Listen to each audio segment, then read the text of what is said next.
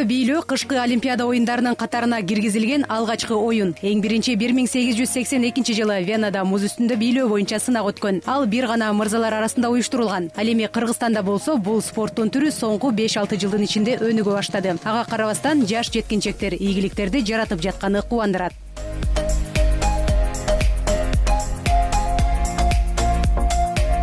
Дал ушундай спортчу кызыбыздын катарында Жамал Тариел кызы бар. Ал мындан 3 жыл мурда Борборубуздагы Локомотив спорт комплексине келип машыга баштаган. Көптөгөн мелдештерден медальсыз кайтпаган Жамал спорттун бул түрү менен дүйнө жүзүн кыдыргысы келет.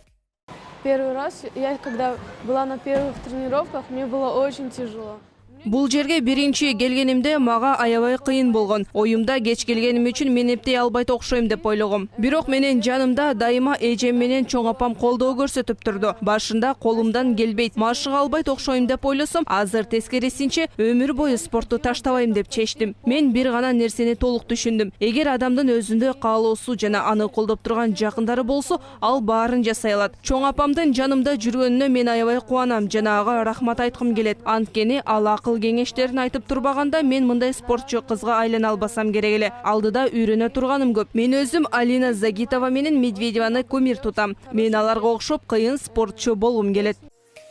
Кыш мезгилинин кооздугун көрсөтүп, суукка карабай чимирле бийлеген Жамал муз үстүндө бийлөөнү бала кезинен кыялданып келет. Бирок ал убакытта машыгууга азыркыдай мүмкүнчүлүк болбогондуктан, каарманыбыз спорттун бул түрү менен 11 жашынан машыга баштаган. Анын бул каалоосун чоң энеси колдоп, жол көрсөтүп, эң мыкты машыктыруучулардан сабак алуусуна шарт түзүп берген.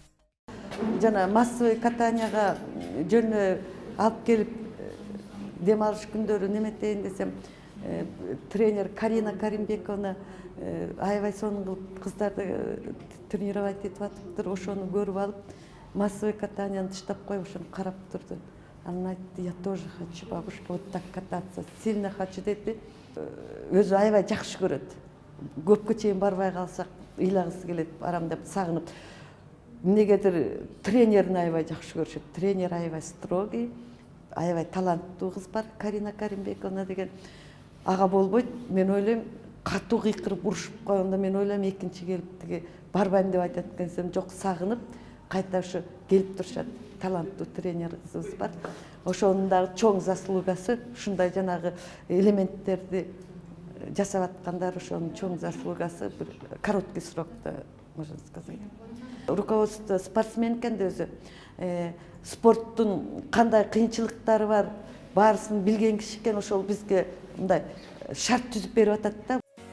Муз үстүндө бийлөө кооз көрүнгөнү менен аябай татаал спорттун түрү. Бул искусствода ийгиликке жетүү көптөгөн эмгекти талап кылат. Ал эми Жамал болсо жылдын кайсы мезгили болбосун дайыма машыгуу, жаңы нерселерди үйрөнүү менен алек. Мындан улам аталган спорт комплексинин жетекчиси жана машыктыруучулары 14 жаштагы жаш жеткинчектен үмүтү чоң экенин белгилешти. Жамалдын ушу өзгөчө сапаттарына, ушу менин көз карашым менен байкашыма караганда, мындай күйөмдүү, боорукер, айткан ушу тренери көргөзгөн